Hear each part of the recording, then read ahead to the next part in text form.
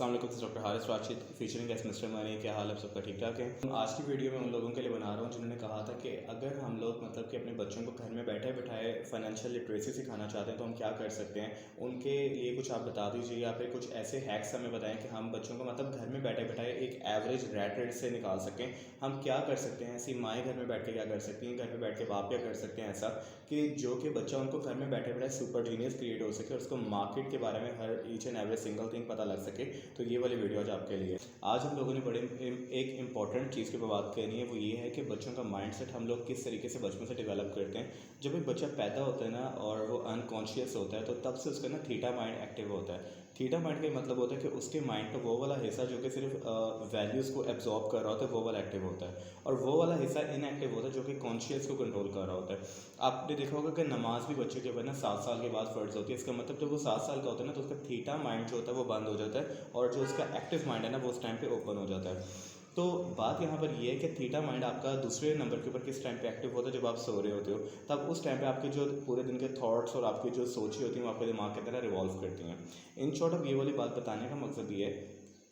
जब भी आप किसी बच्चे के ऊपर मतलब कि काम करना स्टार्ट करते हो तो आप बचपन से उसके थीटा माइंड के ऊपर ना उसको जो चीज़ दिखा रहे होते हो, जो वो घर में देख रहा होता है, अब वो उसके थीटा माइंड का ना पार्ट बनना स्टार्ट हो जाता है और वो उसके माइंड के अंदर ना रिकॉर्ड हो जाती है। फॉर एग्जांपल, आप लोग बिल्स के पीछे लड़ रहे हो, आप लोग जॉब कर रहे हो, आप लोग मतलब कि छोटे छोटे से फाइनेंशियल इश्यूज़ को डिस्कस नहीं कर रहे अपने, और आपको नहीं पता लग रहा है कि आपका पैसा कहाँ पर जा रहा है, आप किस तरीके से फाइनेंशियल मैनेजमेंट कर रहे हो, आपकी गाड़ी कितना खर्चा ले रही है, उसके अलावा आपने अपने रिश्तेदारों के ऊपर कितने पैसे लगाने हैं, मेहमान नवाजी के ऊपर आपने कितने पैसे लगने हैं, आपके घर में बजट मैनेजमेंट नहीं है, आपके घर में एक प्रॉपर बजट डेवलपमेंट नहीं है, आपको नहीं पता कि आपकी अर्निंग स्ट्रीम के कितने पैसे महीने के अंदर एस्टिमेटेड होते हैं और आप लोगों ने किधर किधर उनको एक्सपेंस करना होता है, उनको खर्च करने होते हैं। वो चीज़ बच्चे का माइंड बन जाती है और वो बच्चा फाइनेंशियली इलिटरेट होना शुरू हो जाता है। बेशक आप उसको सीए करवा लो, बेशक आप उसको एसीसीए करवा लो, वो बच्चा मतलब लिटरली माइंडसेट से बिल्कुल बिल्कुल पैदल होता है। पेरेंट्स होते हैं वो अपने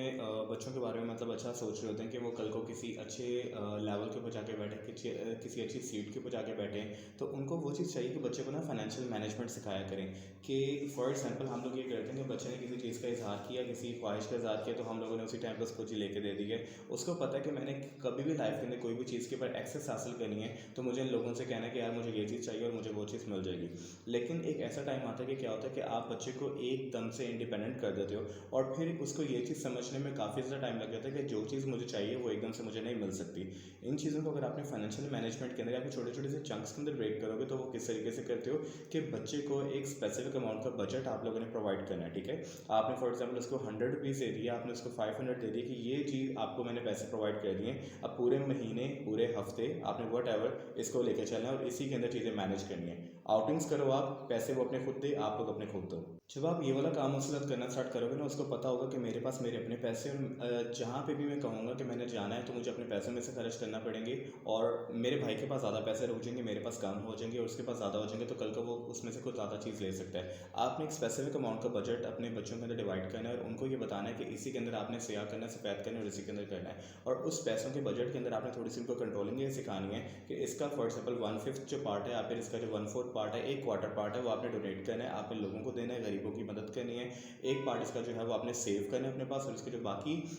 2 पार्ट या फिर 3 पार्ट जो रह जाएंगे उनके अंदर से आपने अपना खर्चा करना है और अपने एक्सपेंस को मैनेज करना है। आप ये चीज़ देखोगे कि किस तरीके से बच्चा फिर आपको खुद कहेगा कि नहीं यार अभी हम लोगों ने आउटिंग नहीं करनी, मेरे पास इतने पैसे नहीं हैं। थोड़े टाइम के बाद पहले तो उससे बजट मैनेज ही नहीं होगा ना कि एकदम से आप उसके ऊपर आदत डाल रहे हो, तो ये चीज़ उसकी फाइनेंशियल लिटरेसी वगैरह को इंक्रीज़ करेगी और कल को उसको मेंटल लेवल काफ़ी हद तक दूसरे बच्चों से स्मार्टली के तौर पे ग्रो करेगा। अब आपने उसका मेंटल लेवल भी ग्रो करवाना स्टार्ट कर दिया और आपको ये भी पता है कि उस बच्चे को पता लग रहा है कि मैंने पैसों को किस तरीके से मैनेज करना है, उस वो एकदम से अपनी उम्र के बच्चों से ज़्यादा मैच्योर होना शुरू हो जाएगा पैसों के मामलात के अंदर। ये मैं वो बता रहा हूँ जो आप घर में बैठे बैठाए ये वाला काम कर सकते हैं बच्चों के साथ। अब इन सब चीज़ों के बाद क्या होगा कि बच्चे को आपने ये बताना है कि देखो आपके पास भी उतने पैसे हैं, उसके पास भी उतने पैसे हैं, उसके पास भी उतने हैं, तो अगर आपको अपने पैसों को इंक्रीज़ करना है तो आप कुछ ऐसे चीज़ को सोचो जिससे आप पैसों को बढ़ा सकते हो। ठीक है, फिर आपने उसको ये मशवरा देना है कि फॉर एग्जांपल ऐसी कौन सी चीज़ है आपके इर्द गिर्द जो कि आपके साथ वाले बच्चों को चाहिए, वो आप उनको प्रोवाइड कर सकते हो। ऐसी कौन सी चीज़ है उनको उसके बारे में बताओ,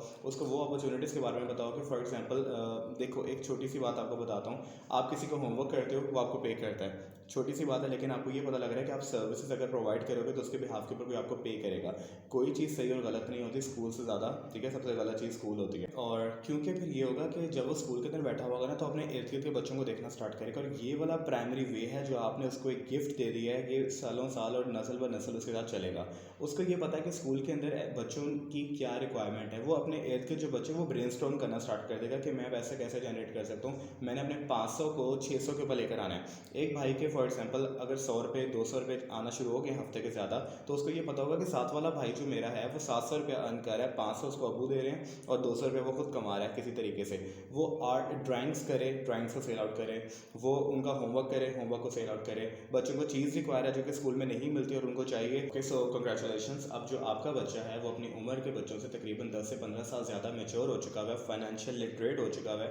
उसको पता है कि मनी कैसे काम करता है, पैसे कैसे कमाए जाते हैं और किस तरीके से मैंने अपने पैसों की स्ट्रीम्स को इंक्रीज़ करना है। फिर आप उसको अपॉर्चुनिटीज़ बताओ, फिर आप उसको इंटरनेट के बारे में बताओ, आप उसको ई मार्केटिंग के बारे में समझाओ, और आप उसको वो वाले तमाम हैक्स के बारे में बताओ जो कि आपको पे करते हैं। उसको कोई प्रोडक्ट बनाना सिखाओ, प्रोडक्ट जनरेट करना सिखाओ, और वो वाले प्रोडक्ट को फिर आप ऑनलाइन मार्केट करना सिखाओ।